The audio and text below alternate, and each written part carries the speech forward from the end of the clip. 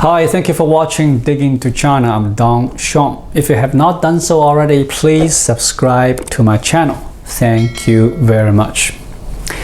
Surprised and stunned by protests against draconian zero-COVID policies, Chinese authorities moved to ease the burden of lockdowns, quarantines, and constant testing. Several provinces have started to allow people to enter public transportation, restaurants, and shopping centers without proof of a negative COVID-19 test, for example, and some close contacts of patients will be allowed to isolate at home instead of being sent to quarantine centers. Those measures are a small but important step. This will alleviate some of the pandemic fatigue and reduce the burden on the economy and society. But 3 years into the pandemic, China shows no sign of planning a major course change. Mathematical models suggest why. China is still ill-prepared for living with COVID-19. Easing restrictions today would likely trigger a massive wave of infections, overwhelm healthcare facilities, and bring a high death toll. There are other countries that initially followed the zero-COVID strategy, including Japan and New Zealand. They used it to buy time to ramp up vaccination rates, stockpile antivirals, and boost intensive care capacity. But China did none of that. China has not achieved high vaccination rates, has not used the best type of vaccines, and has been very slow in communicating to the public the eventual need to transition from elimination to living with COVID-19. But the models show why the Chinese government still wants to keep a lid. Last May, a research paper written by Fudan University researchers was published in Nature Medicine. The study found that lifting zero-COVID restrictions at that point could generate a tsunami of COVID-19 cases over a 6-month period, with 112 million symptomatic cases, 2.7 million intensive care unit administrations, and 1.6 million deaths. Peak demand for ICU beds would hit 1 million, more than 15 times the current capacity. According to the author, the unvaccinated would account for 77% of the fatalities. Boosting vaccination rates could slash the toll, but China's elderly population has remained wary of vaccination. Even today, only 66% of those aged 80 and older have received 2 doses versus 90% of the population as a whole, and just 40% have taken boosters. Earlier this year, a big Omicron outbreak caused nearly 6,000 deaths. 96% of them were 60 years or older. At that time, Hong Kong's vaccination rates were even lower than the mainland's.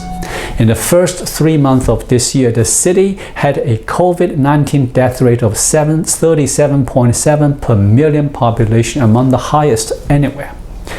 Affinity, a London-based health analytic firm, on November 28 released a newer study which suggests mainland China remains vulnerable. Lifting zero-COVID now could cause between 167 million and 279 million cases and between 1.3 million and 2.1 million deaths over 83 days, according to the report.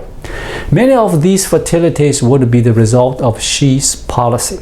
The government initially licensed vaccines for the under 60s only.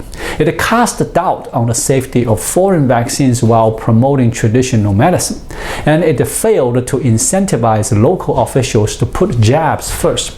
Only 40% of the over 80s have had 3 COVID shots needed to prevent serious disease and death, because a healthy 80-year-old is over 100 times more likely to die from COVID than a healthy 20-year-old. That is a catastrophic mistake.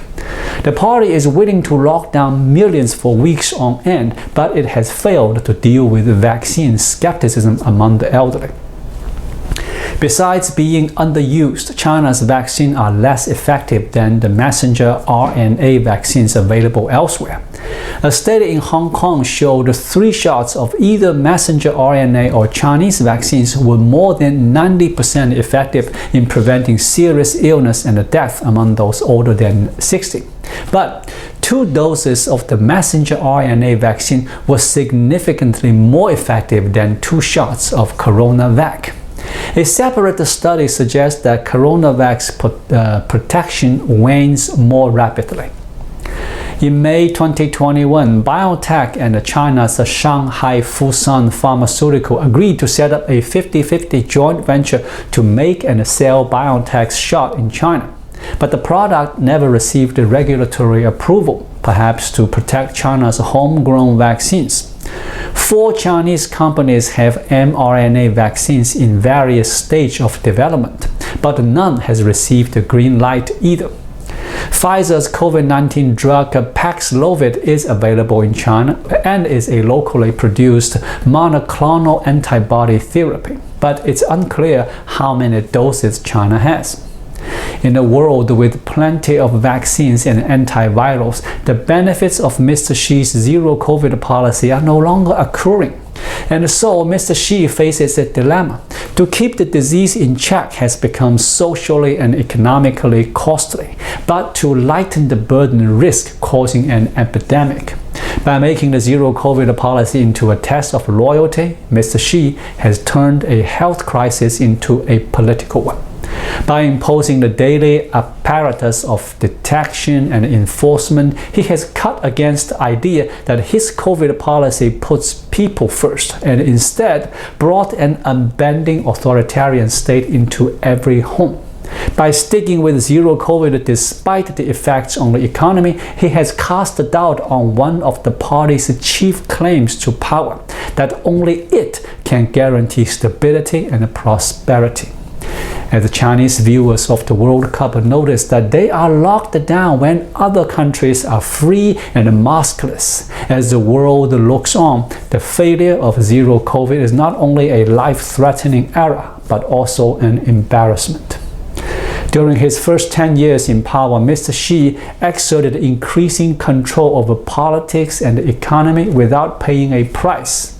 COVID throws all of that into doubt.